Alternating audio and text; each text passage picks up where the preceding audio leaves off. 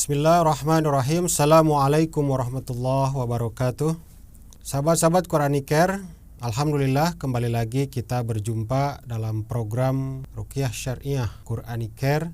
Insyaallah hari ini kita akan membahas terkait dengan persiapan-persiapan dalam Ruqyah Syariah. Apa saja sih yang perlu dipersiapkan sebelum melakukan ruqyah?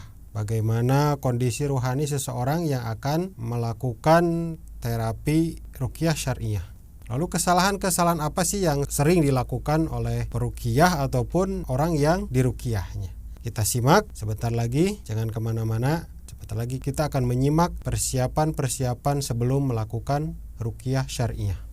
Apa sih yang perlu dipersiapkan? Yang pertama, persiapan lokasi tempat yang akan digunakan untuk melakukan terapi ruqyah syariah. Persiapan lokasi yang pertama adalah tempat harus bersih, sejuk, dan juga tenang. Tidak bising, tidak ada musik, suara musik, tidak ada suara televisi, tidak ada ajimat atau jimat-jimat yang terpang-pang di pintu, di tembok, dan lain sebagainya. Dipastikan jika masih ada suara televisi, suara musik dari tape atau dari handphone, itu di silent dulu atau dimatikan dulu. Jika masih ada jimat yang ada di tembok atau di pintu rumah, dipastikan diperiksa dulu. Disisir setiap pojok rumah, barangkali ada jimat-jimat atau ada lukisan-lukisan besar, apalagi lukisan-lukisan makhluk-makhluk yang bernyawa. Kalau di rumahnya ada anjing, nah disingkirkan dulu nih anjingnya ya. Atau bau-bauan yang dapat mengganggu prosesi ruqyah, misalkan kamar mandi yang belum dibersihkan. Ini biasanya pengalaman kami di lapangan. Ada orang yang kurang memperhatikan kebersihan daripada toiletnya, sehingga ketika prosesi ruqyah bau pesing dari bekas pipis atau mungkin bau dari toilet itu tercium sehingga mengganggu konsentrasi peruqyahnya atau yang diruqyah. Jadi usahakan kondisi tempatnya itu bersih, sejuk, tenang. Terhindar dari suara-suara bising, tidak ada lukisan-lukisan yang mengganggu ataupun lukisan-lukisan yang vulgar, lukisan-lukisan yang bernyawa, foto bau-bauan yang menyengat, ataupun suara bising dari hewan-hewan. Contohnya salah satunya adalah anjing. Karena kenapa tidak boleh ada anjing? Ada hadis Rasulullah yang mengatakan malaikat rahmat itu tidak mau masuk ke dalam rumah yang di dalamnya ada patung-patung dan juga anjing. Jadi ini pastikan lokasinya harus steril. Terus juga dibacakan dulu ayat kursi sebagai proteksi rumah. Al-Falaq, An-Nas untuk proteksi jiwa orang yang akan diruqyah. Nah, itu persiapan dari sisi lokasi. Lalu sekarang persiapan dari sisi penterapisnya. Jadi sebelum berangkat usahakan terapisnya sudah dalam kondisi menjaga wudu. Ketika berangkat baca doa-doa perlindungan. Setelah sampai di tempat si marki atau orang yang akan diruqyah, maka lakukan sholat mutlak 2 rakaat. Ini bagi peruqyahnya. Lakukan sholat mutlak 2 rakaat, lalu berdoa kepada Allah, mohon dilindungi, mohon diberikan kemampuan oleh Allah untuk bisa menghilangkan gangguan-gangguan jin ataupun setan atau sihir di dalam tubuh pasien yang akan kita ruqyah. Baca surat Al-Falaq, An-Nas, ayat kursi, tiupkan ke tangan, usapkan ke seluruh tubuh sebagai perlindungan atau penjagaan. Lalu baca bismillah. Karena segala sesuatu yang tidak didahului dengan membaca basmalah, seluruh aktivitas itu tidak ada keberkahan di dalamnya. Itu hadis Rasulullah. Lalu untuk pasiennya itu persiapannya seperti apa? Untuk pasiennya seperti apa persiapannya? Pasien diusahakan kondisi fisiknya itu sudah bagusnya, itu sudah mandi, sudah wudu, sudah sholat mutlak, membaca doa, trikul. Arahkan si pasiennya untuk membaca doa sholat mutlak, terutama sholat wajib. Ya, ketika kita datang tanya udah sholat belum? Kalau belum sholat jangan langsung main ruqyah. Kita suruh sholat dulu, terutama sholat wajib kalau bertepatan dengan waktunya sholat. Atau kalau misalkan memungkinkan dia pasiennya laki-laki, ajak ke masjid untuk bareng-bareng sholat berjamaah. Lalu persiapan jiwanya, di situ kita tekankan kepada mereka, kepada pasien kita, dijelaskan tentang konsep-konsep daripada akidah Islam, konsep-konsep ketauhidan, tazkiyatun nafs. Nah, barangkali ada kotoran-kotoran di dalam jiwanya, ada dendam-dendam yang belum dimaafkan oleh dia, masih ada rasa iri, rasa dengki. Ini perlu diselesaikan dulu. hal-hal seperti itunya. Proses penyucian jiwa. Karena nanti kalau seandainya hatinya belum selesai, jiwanya belum selesai dari perkara-perkara kebencian-kebencian, maka ini akan seperti lalat dan sampah kalau diumpamakan itu. Kita sibuk meruqyah, teriak-teriak, dibacakan ayat-ayat Al-Quran, ternyata dia masih menyimpan jimat, hatinya masih memendam dendam, masih ibadahnya belum teratur gitu ya. Maka minimal jiwanya itu kita sudah tata gitu ya. Mulai dia bertobat kepada Allah gitu. Jadi akan seperti lalat dan sampah. Jadi kalau kita di rumah banyak lalat, lalu kita sibuk menyemprotnya dengan alat-alat pembasmi serangga. Tapi nanti setelah beberapa lama kemudian lalatnya datang lagi. Masalahnya bukan kurang ampuh alat penyemprotnya, bisa jadi di situ masih ada sampah. Nah, ini kaitannya dengan persiapan jiwa bagi si pasien ini penting. Biar tidak sia-sia kita capek-capek membacakan Al-Quran, ternyata tidak ada efek sama sekali karena di dalam hatinya masih ada kotoran-kotoran jiwa. Ada penyakit-penyakit hati di dalam hatinya. Kalau dia masih dalam bergelimang dosa, belum bertobat dari maksiatnya, suruh bertobat. Suruh meninggalkan perbuatan-perbuatan yang selama ini dia lakukan, perbuatan-perbuatan buruknya. Yang ketiga, persiapan untuk pasien adalah persiapan alat yang diperlukan. Misalkan khawatir nanti pas sesi ruqyah itu pasiennya muntah, maka hal yang paling penting adalah persiapkan kresek, kantong kresek atau kantong plastik, lalu tisu ya, siapkan tisu atau alat-alat lain yang diperlukan, misalkan herbal penunjang ruqyah seperti misalkan madu zaitun atau habatus sauda atau minyak kasturi juga boleh, atau yang hangat-hangat seperti kayak fresh care gitu ya. Itu dipersiapkan. Lalu lanjut kepada prosesi diagnosa. Diagnosa ini penyakitnya sihir apa medis. Kalau di kami biasanya ada prosesnya sebelum diruqyah itu pengisian anamnesa, tabel anamnesa. Nanti dari pertanyaan-pertanyaan yang diisi, yang kita berikan kepada pasien itu nanti kita kerucutkan ini masalahnya ke arah mana. Jin sihirkah, jin nasabkah, penyakit mediskah. Mungkin nanti juga dites dulu darahnya, ditensi, gitu. Barangkali kurang darah atau darah tinggi. Lalu simpulkan jenis terapinya apa yang cocok. Misalkan selain ruqyah, sinergikan dengan bekam. Bisa juga mungkin dengan herbal tertentu untuk menunjang kesembuhan pasien kita. Lalu mulai terapi, bacakan Al-Quran selama kurang lebih 30 menit sampai 1 jam. Bacakan Al-Quran terus menerus. Jangan bosen, baru 10 menit udah selesai gitu kan. Bacakan terus menerus. Ayat-ayatnya diulang-ulang. Kalau hasil diagnosanya terindikasi sihir, bacakan ayat-ayat sihir. Kalau memang diagnosanya dia depresi, bacakan ayat-ayat penenang. Maka peruqyah itu harus banyak referensi hafalan Qur'annya. Kalau misalkan belum hafal ya bolehlah mungkin baca Qur'an, dibaca, tapi lebih bagus dihafal di luar kepala.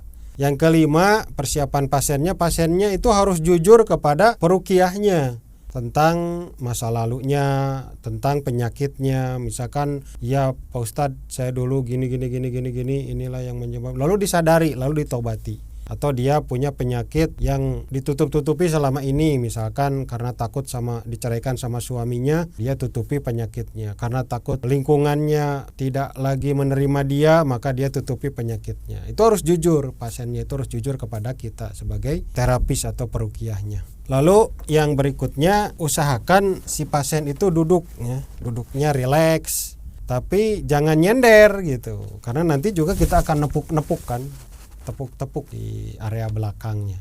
Nanti akan dijelaskan teknik untuk meruqyah tepuk. Itu pasien rileks duduknya, menyimak khusyuk ayat-ayat yang dibaca oleh peruqyah, dan juga yang paling penting tidak mengikuti bacaan. Jadi peruqyah baca, dia juga baca. Nah, ini nanti akan saut-sautan. Jangan ya, arahkan si marki ini atau orang yang diruqyah ini untuk mendengarkan bacaan yang kita baca. Khusyuk dengarkan. Suruh dia dengarkan, pejamkan mata boleh ya. Asal jangan sampai ngantuk ya. Jangan sampai dia tertidur. Berikutnya adalah, nah ini nih yang sering terjadi di lapangan. Kesalahan dari pasien. Yang pertama, pasien tidak mau diruqyah. Jadi ada beberapa pasien atau klien yang dia itu merasa terpaksa. Misalkan anaknya yang terkena gangguan, tapi dia nggak ngerasa gangguan gitu. maka dipaksa oleh ayah ibunya atau orang tuanya untuk diruqyah. Ya, ini biasanya tidak ada efek biasanya, karena dia masih menolak terhadap ayat-ayat Al-Quran untuk dibacakan ke dalam hatinya, ke dalam dirinya. Atau ragu gitu, benar nggak sih ini ayat Quran berefek? Itu kan di dalam surat Al-Isra disebutkan wa nunazzilu minal Quran ma huwa syifaa wa rahmatul lil mu'minin. Jadi agar Al-Quran ini berefek menjadi rahmat dan obat, menjadi syifa. Syifa ini bukan hanya obat saja tapi dengan penyembuhnya. Maka dia harus yakin kalau dia mengimani Al-Quran sebagai kitab suci umat Islam. Karena kan salah satu di antara 6 rukun iman itu adalah percaya kepada kitab suci. Salah satunya adalah Al-Quran. Atau mungkin masih ada perisai di dalam hatinya, di dalam dadanya. Selain ragu, perisai yang lainnya yaitu tadi dendam, ada kegelisahan-kegelisahan yang dia juga masih mengikuti kegelisahan itu. Was-was gitu, cemas dan sebagainya. Atau yang kedua, 10 kesalahan pasien yang kedua adalah belum siap dalam hal ini adalah dia hanya ingin diruqyah, bukan ingin sembuh. Jadi mengharapkan kesembuhan jasad gitu. Jadi maksudnya gini, ketika kita ruqyah, dia fokusnya di ruqyah aja terus. Tapi ketika diberikan masukan-masukan agar dia melakukan perbaikan-perbaikan ibadah dalam rangka proses untuk menunjang kesembuhannya, dia nggak mau gitu. Jadi kayak datang ke dokter hanya untuk diperiksa saja tapi tidak mau minum obat, kayak gitulah umpamanya. Itu disebut kategorinya pasiennya belum siap untuk sembuh dengan kategori yang dia itu fokus pada kesembuhan secara fisik gitu ya. Jadi pengennya itu hanya ingin diruqyah saja, nggak mau dia melakukan hal-hal yang lain yang justru itu akan menambah efek dahsyat kepada kesembuhan dari ruqyahnya itu sendiri. Jadi ini kadang-kadang salah kaprah. Udah tolong ruqyahin saya. Tujuannya untuk apa? Biar untuk menyingkirkan makhluk halus, biar bersih hati saya. Nah ini salah ya. Kalau tanpa dibarengi dengan perubahan-perubahan dalam pola ibadahnya yang tadinya tidak taat menjadi taat. Nah ini yang kita harapkan. Lalu yang berikutnya adalah yang ketiga, dia masih syirik. Jadi masih percaya kepada hal-hal yang syirik, jimat dan lain sebagainya.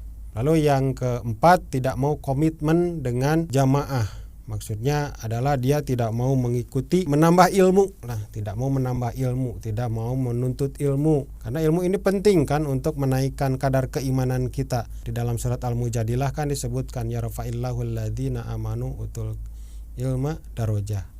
Bahwa Allah akan meninggikan orang-orang yang beriman dan berilmu. Nah, ini penting ya ilmu ini. Nggak bisa kita bertambah iman kita kalau ilmu kita juga masih segitu-gitu aja. Maka itu beriringan antara ilmu dan iman. Dan juga amal pun itu akan sia-sia kalau tidak ada ilmunya. Maka penting ya kita berkomitmen dengan jamaah, berkomitmen dengan majelis untuk mengikuti kajian-kajian ilmu, terutama keilmuan-keilmuan yang kaitannya dengan Al-Quran dan Sunnah. Yang kelima, dia sering mengeluh dan putus asa. Ini di dalam Al-Quran kan disebutkan, jangan engkau berputus asa dari rahmat Allah. Hanya orang kafir yang layak berputus asa dari rahmat Allah. Kita mah jangan ya, orang Islam itu nggak layak untuk berputus asa dari rahmat Allah. Misalkan, aduh kok Ustadz saya udah berkali-kali diruqyah tapi belum kunjung sembuh. Nah ini berarti dia meragukan gitu kan kepada Allah, kepada Al-Quran. Al-Quran sebagai syifa, Allah sebagai yang memberikan kesembuhan. Lalu yang keenam, pasien tidak mau memperbaiki kondisi kolbunya. Dia masih memendam yang tadi itu, penyakit-penyakit hati di dalam hatinya. Lalu yang ketujuh, si pasien masih cenderung bermaksiat, tidak mau bertobat dan masih merasa aman dari dosa. Jadi ketika kita ruqyah, setelah ruqyah dia masih, kalau perempuan belum berkerudung gitu ya, masih mengumbar aurat. Nah, ini akan sia-sia ruqyahnya. Dia masih belum menjaga sholat 5 waktunya, masih bolong-bolong. Jadi masih senang bermaksiat. Terus yang ke-8, tidak mau kenal musuh sendiri. Maksudnya kan musuh kita itu adalah setan. Dia malah nyamperin setan gitu. Masih mengikuti hawa nafsunya gitu kan. Masih mengikuti bisikan-bisikan setan. Yang ke-9, masih nyaman bersahabat dengan setan. Lalu yang ke-10, tidak paham hakikat ruqyah mandiri. Jadi dikiranya ruqyah mandiri itu hanya gosok-gosok, tepuk-tepuk, minum air ruqyah, selesai. Bukan itu, bukan hanya itu ruqyah mandiri itu. Jadi ruqyah mandiri itu hal lain yang lebih penting dari yang tadi saya sebutkan, yaitu apa? Sedekah, sholat, ya itu juga ruqyah mandiri. Sholat malam, berinteraksi dengan orang-orang soleh, saling memotivasi dalam kebaikan, itu juga ruqyah mandiri. Makanya ada buku-buku yang berjudul terapi dengan ibadah. Nah, ini ibadah-ibadah yang kita lakukan, sholat, sedekah, puasa gitu kan. Itu kan sebetulnya termasuk wudhu ya. Itu ibadah-ibadah tersebut akan membuat kita menjadi semakin tenang, menyembuhkan penyakit-penyakit yang barangkali selama ini kita bingung untuk menyembuhkannya dengan cara apa. Ternyata banyak penyakit-penyakit yang sembuh dengan melakukan ibadah-ibadah yang diperintahkan oleh Allah dan Rasul. Atau yang terakhir adalah tidak memiliki benteng gaib. Benteng gaib di sini adalah dia tidak mau melakukan ritual-ritual sunnah, tidak mau baca Quran, tidak mau melaksanakan sholat-sholat sunnah, tidak mau baca zikir pagi dan petang. Sementara zikir pagi dan petang ini kata Ibnu Qayyim Az-Zawjiyah itu seperti memakai baju besi. Barang siapa yang membacanya di pagi hari maka itu akan bertahan sampai sore hari. Lalu kita baca zikir petang itu akan bertahan sampai besoknya lagi. Ini luar biasa ya, sunnah-sunnah di dalam agama kita, agama Islam. Lalu berikutnya adalah 10 kesalahan praktisi, 10 kesalahan peruqyahnya. Yang pertama, salah kondisi. Nah, ini hati-hati bagi para peruqyah, terutama bagi para peruqyah pemula. Kadang-kadang si praktisinya tidak memperhatikan kondisi kejiwaan kolbu pasien. Jadi labas aja ruqyah, gak peduli dia masih memendam dendam, masih banyak penyakit-penyakit hati. Labas aja ruqyah, gak peduli. Ini jangan sampai seperti itu ya. Lalu yang kedua, salah fokus. Fokusnya pada penyakit jasad, bukan pada titik intinya. Titik intinya pada apa? Tanya gitu kan. Kan ada proses diagnosa. Jangan fokus kepada penyakit jasad, mengobati jasad terus. Akhirnya dia kayak bukan jadi jadi kayak Allah gitu. Kalau nggak sembuh itu frustasi. Nah, jadi jangan kita memikirkan ranah Allah. Dalam Al-Qur'an kan disebutkan, wa idza maridtu fahuwa yasfin, ketika engkau sakit maka akulah yang menyembuhkan. Jadi kita jangan memikirkan ini sembuh enggak ya. Nah, yang menyembuhkan atau tidak itu ranah Allah, hak prerogatifnya Allah, bukan ranah kita. Jadi kita jangan capek-capek memikirkan ini bakal sembuh atau tidak. Atau kalau nggak sembuh dia malah jadi frustasi. Jangan seperti itu ya untuk para peruqyah. Udah sembuh mah bonus mungkin dari Allah. Efek dari ketakwaan kita atau ketakwaan si pasiennya gayung bersambut sehingga Allah ridho. Yang paling penting adalah layakkah kita disembuhkan oleh Allah. Maka yang harus kita lakukan adalah membuat kelayakan diri kita di hadapan Allah. Lalu salah niat, niatnya malah money oriented atau akhwat oriented. Jadi niatnya itu nyari uang gitu kan, atau malah nyari perempuan yang glowing gitu ya. Nah, ini hati-hati ya, salah niat. Kalau dihadapkan dengan pasien yang nenek-nenek atau yang udah tua, dia nggak semangat gitu. Ini berarti niatnya udah salah. Lalu menyalahi sunnah, mencampur sunnah dengan perkara-perkara bid'ah ya, dengan perkara-perkara yang tidak ada contohnya dari Rasulullah. Jadi boleh berinovasi di dalam ruqyah syariah tapi jangan kebablasan. Yang kelima, salah akidah, masih takut sama musuh, takut sama jin, takut sama setan. Harusnya kita berlindung kepada Allah dan juga memerangi perbuatan-perbuatan yang dilakukan oleh setan untuk menggelincirkan manusia. Ya, jangan takut.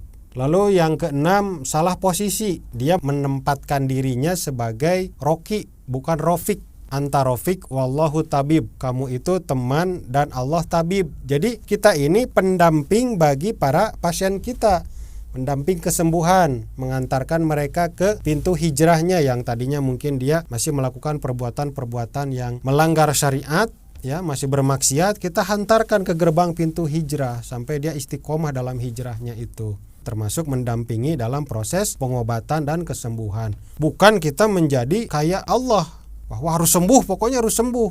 Boleh kita meyakini seperti itu, tapi bukan hak kita. Kita hanya dibab untuk memohon saja kepada Allah untuk kesembuhan pasien kita dan penjagaan bagi diri kita. Yang ketujuh, salah tempat. Malah di tempat-tempat yang tidak layak untuk melakukan ruqyah. Yang kedelapan, salah diagnosa. Nah, ini seorang peruqyah itu harus betul-betul detail gitu kan, dirunut ini diagnosanya apa. Jangan sampai main ponis sembarangan. Ini padahal penyakit medis, misalkan GERD, asam lambung diponis sama kita sihir, akhirnya makin menjadi penyakitnya, malah makin kepikiran gitu. Nah, ini hati-hati ya. Lalu yang kesembilan, salah target. Targetnya kesembuhan, bukan perubahan. Jadi ini akan capek kalau targetnya kita pada kesembuhan pasien. Harusnya targetnya pada perubahan-perubahan yang terjadi dalam pola ibadah pasien. Yang tadinya nggak pernah sholat tahajud jadi rajin tahajud. Ini udah sembuh, bisa dikatakan sembuh dari segi spiritualnya. Yang tadinya dia jarang sedekah, nggak pernah sholat berjamaah ke masjid gitu kan, jadi rajin ke masjid. Nah, ini luar biasa ini ya. Kalau seandainya ini, walaupun dia masih sakit gitu, tapi ada gairah untuk membenahi ibadahnya. Lalu yang ke-10 adalah salah teknis ya, jadi teknis dan teknik gitu yang dilakukan oleh peruqyah. Jadi ini hal-hal yang sering terjadi di lapangan, yang mungkin kalau seandainya ini dilakukan maka akan jadinya nggak efektif gitu ruqyahnya itu. Akhirnya banyak orang yang menyalahkan ruqyah. Ternyata nggak saya di ruqyah kok nggak berefek. Ternyata bacaan Al-Quran itu nggak ada efeknya. Nah, ini akhirnya kan jadi seperti itu. Barangkali itu saja yang dapat saya sampaikan tentang pembahasan persiapan ruqyah dan kesalahan-kesalahan yang selalu dilakukan oleh marki atau yang diruqyah ataupun roki atau yang meruqyah. Terima kasih kepada sahabat-sahabat Quraniker sekalian. Mudah-mudahan bisa menjadi ilmu yang bermanfaat yang dapat diaplikasikan pada kehidupan masing-masing. Barakallahu fikum. Assalamualaikum warahmatullahi wabarakatuh.